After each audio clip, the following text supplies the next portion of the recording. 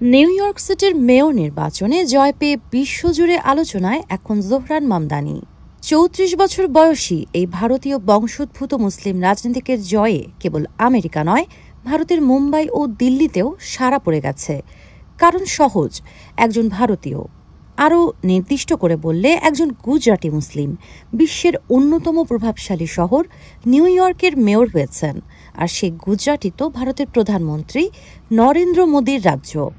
কিন্তু পার্থক্যটা বড়। জোহরান মামদানি হলেন মোদীর সরকারের কঠোর সমালোচক। বিজয়ের পর তার ভাষণ ভাইরাল হয়ে গেছে সামাজিক যোগাযোগ মাধ্যমে।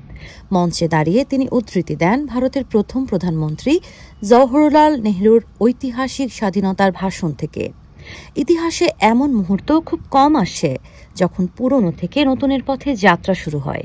মামদানি বলেন, আজ রাতে নিউ ইয়র্ক ঠিক সেই কাজটাই করেছে। তার পাশে ছিলেন স্ত্রী রমা দুয়াজি, সিরিয় বংশোদ্ভূত মার্কিনী, আর পেছনে বাজছিল বলিউডের জনপ্রিয় গান ধুম মাচালে। মঞ্চে উঠে আসেন তার মা, বিখ্যাত চলচ্চিত্র নির্মাতা মীরা নায়ার, এবং বাবা বিশিষ্ট শিক্ষাবিদ মাহমুদ মামদানি। তবে ভারতে বিষয়টি বেশ সমালোচিত হয়ে উঠছে।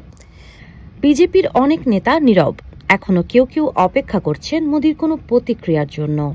কিন্তু মুম্বাইয়ের বিজেপি প্রধান অমিত সাতম মন্তব্য করেছেন, কিছু আন্তর্জাতিক শহরের রং বদলাচ্ছে। যদি কেউ মুম্বাইতে খান বসাতে চায় তা সহ্য করা হবে না।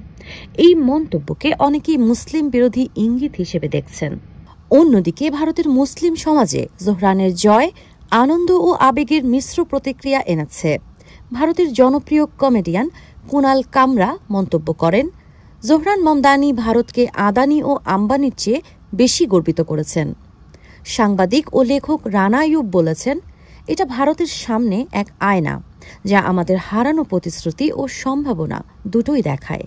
তিনি মনে করিয়ে দেন, বিশ্বের বৃহত্তম গণতান্ত্রিক দেশ ভারতে আজ একজনও মুসলিম সংসদে নেই, অথচ আমেরিকায় ভারতীয় বংশোদ্ভূত মুসলিমরা নিউ ইয়র্ক ও ভার্জিনিয়ার মতো জায়গায় নেতৃত্বের আসনে আছেন।